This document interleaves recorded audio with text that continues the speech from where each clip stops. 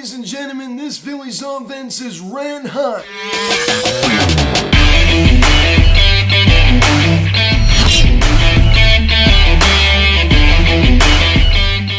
Yo, what is going on, everybody? Welcome to Phillies Sensitive Media. Today we're going to recap of last night's game between the Philadelphia Phillies and the Los Angeles Dodgers as the Phillies defeat the Dodgers by a final score of 8-3 as they now win the series and they look for the series sweep here this afternoon at 4:10. I guess before getting into this video, please subscribe if you have not yet. Please turn engagement bell. Please like this video, comment on this video, share this video, and let's get into this. This video is also brought to you by All Things Phillies. All Things Phillies just had a detailed video of highlights from the game, so please go and subscribe to his channel. Link in the description section.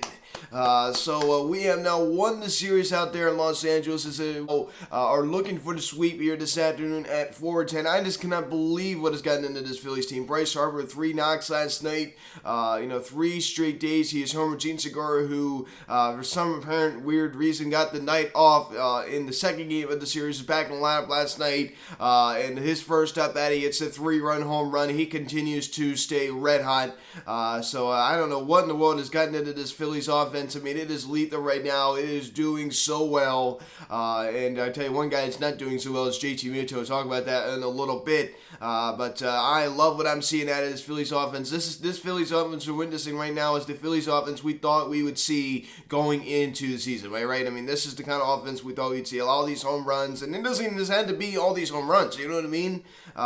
Just playing smart baseball at the plate, playing fundamental baseball.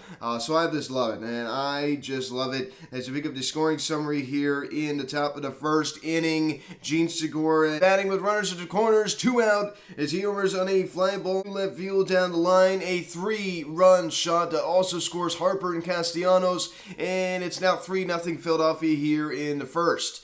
So a nice stroke right there off the bat of Gene Segura down the line. We pick it up here in the bottom of the first inning. Mookie Betts homers on a fly ball to right center field. His 6th of the season, a solo shot, and it's now a 3-1 ball game. So Betts definitely hasn't had the best year so far, only hitting .246 with a .762 OPS. But he leads off the ball game with a solo home run. As I said, really not the best year, out of him so far. Let me pick it up here in the top of the third inning. Bryce Harper.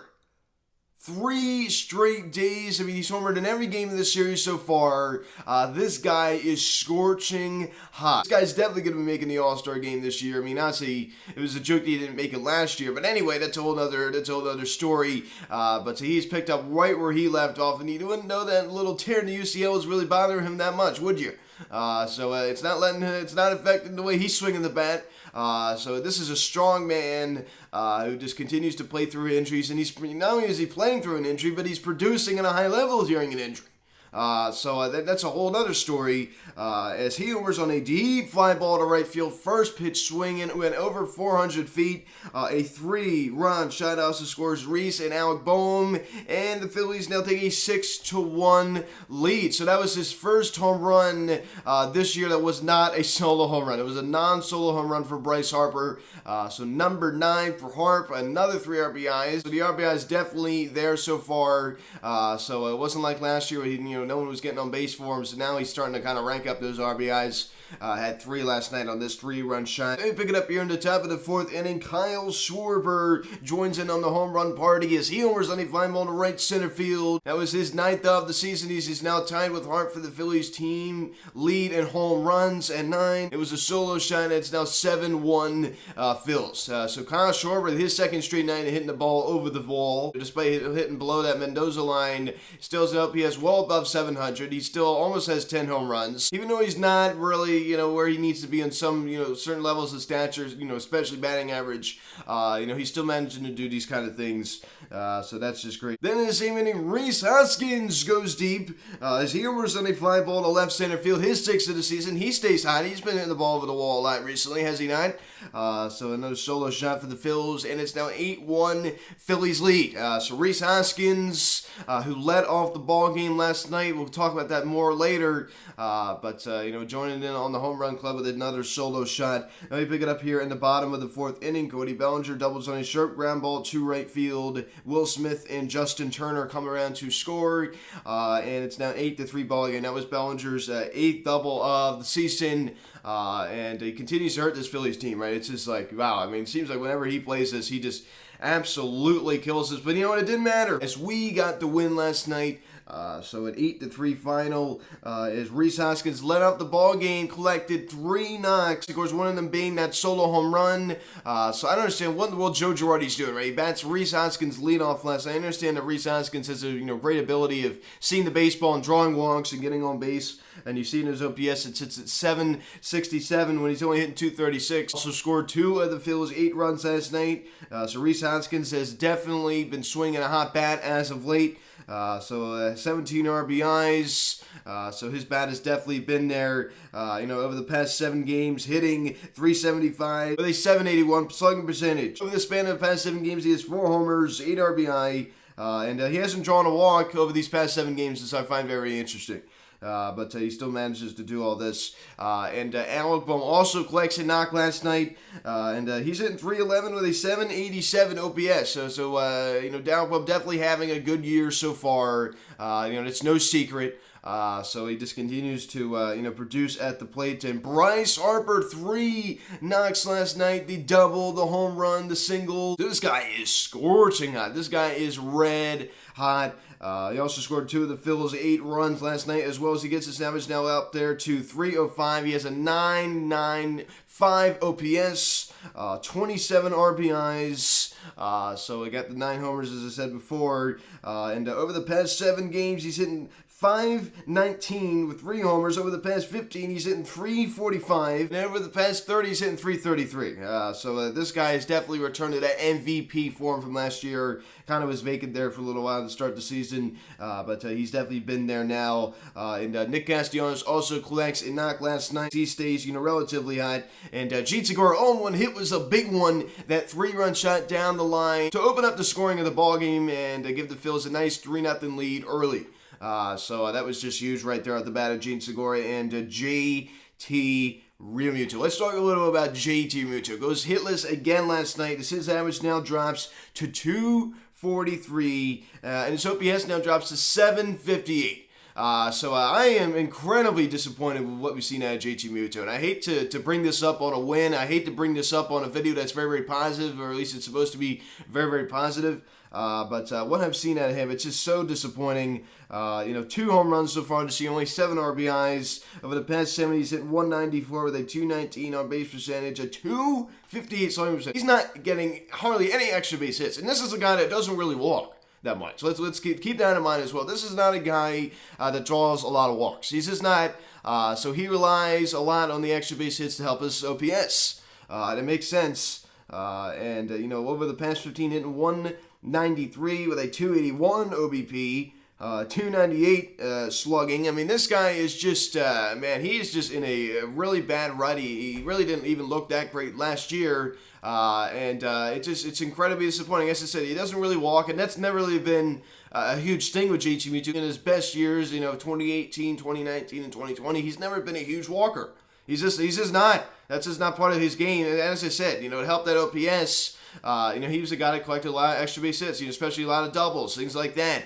He could hit, 20 to 25 home runs for you, like he did hit 25 in 2019. But 2019 feels like decades ago for JT Realmuto. I hate to say that, but just watching him, the way he's been playing, he just doesn't look good. He just doesn't look comfortable up there.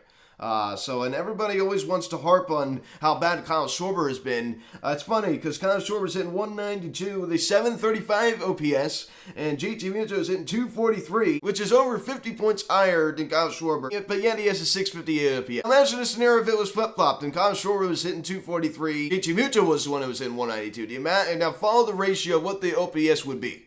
Just imagine, Kyle Schwarber, if his OPS is 736 when he's only in 192, imagine what it would be if he was hitting around there.